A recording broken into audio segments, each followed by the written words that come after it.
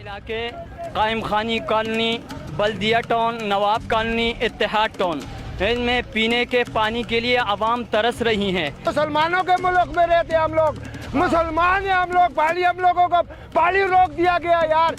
फैसल वाडा को ये देना चाहती हूँ कि आप यहाँ झोपड़ी लगा के बैठे हुए थे जब आपने वोट लेने थे, और जब आप एक वजीर की कुर्सी पे चले गए, क्या आप ये कच्ची आबादियों को भूल गए?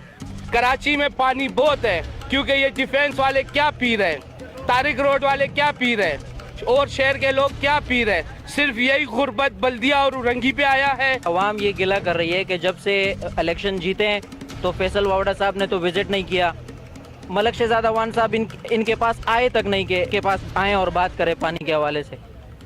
ये देखो, ये तनकीद जो है, ये जाहिर है सोशल मीडिया का दौर है।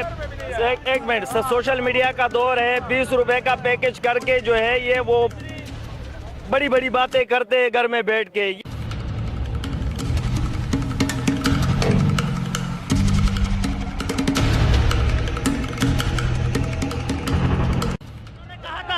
कि मैं सिर्फ और सिर्फ इस यूसी 36 इत्तेहाद टाउन का ख्याल करूंगा।